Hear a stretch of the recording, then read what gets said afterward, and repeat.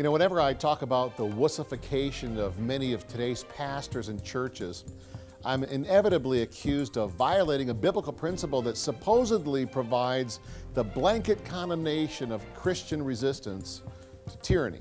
The assertion that Christians should simply lay down and comply with even the most ridiculous requirements of government is an old argument.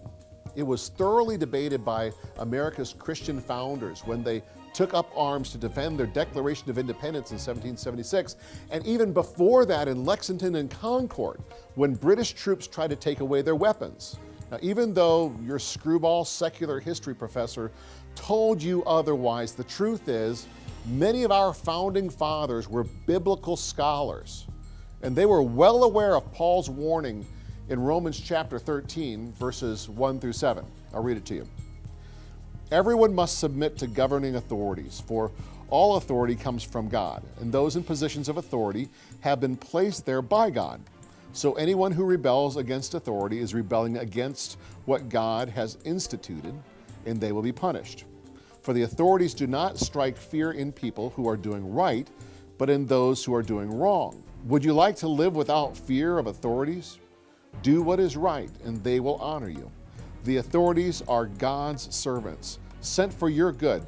But if you're doing wrong, of course you should be afraid, for they have power to punish you. They are God's servants, sent from the very purpose of punishing those who do what is wrong. So you must submit to them, not only to avoid punishment, but also to keep a clear conscience. Pay your taxes for these same reasons. For government workers need to be paid. They are serving God in what they do. Give to everyone what you owe them. Pay your taxes and government fees to those who collect them, and give respect and honor to those who are in authority over you. This passage of the Bible is misunderstood by the ignorant and abused by the progressives. However, the bigger problem is the pastor who knows better, but has been so wussified that he won't stand for the truth in fear of his denomination, his church leadership structure, or the people in his church or the community. I believe we profoundly dishonor our heroic, inspired founders when we accuse them of disobeying Paul's admonition, and an even greater disservice to the Word of God when we read too much into 7 verses in one book of the Bible to the exclusion of the complete context of its 66 books. To me, it's clear. Paul was teaching us not to overthrow government as an institution. Why? Because God ordained it. However, this passage is in no way suggesting that believers are simply to submit to unjust laws. Look, that the founders were not anarchists was demonstrated by the speed in which they quickly acted to form a new government in the very act of declaring their independence from a foreign power that had refused to negotiate further with them on their legitimate grievances. They recognized government was, in a fallen world, a necessary evil. But the Bible is also, it's packed full.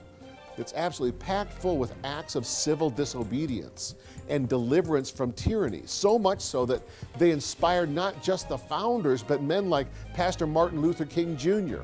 I think of Pharaoh's daughter and Moses' mother in Exodus chapter 2. I think of Shadrach, Meshach, and Abednego when they would not bow to the king in Daniel chapter 3. I think of Moses himself in Exodus chapter 2 when he killed an Egyptian who was beating a Hebrew slave. I think of Daniel praying in defiance of the king in Daniel chapter 6. How about Abraham, who mounted an army of several hundred men and took on 4 kings who had captured his nephew Lot? After they destroyed their kingdoms, Melchizedek, king of Salem, threw him a huge party to celebrate their victory in Genesis chapter 14. In Romans chapter 13, Paul was not suggesting that any earthly kings or rulers have absolute authority and God's blessing to torment their subjects, oppress God's people, or break covenants, and most importantly, to ignore God's laws. Our founders believed, and I think they were right, that when King George broke his own laws, he was acting without authority. The same principles apply today to our own leaders, and when they break trust with the Constitution and God's laws.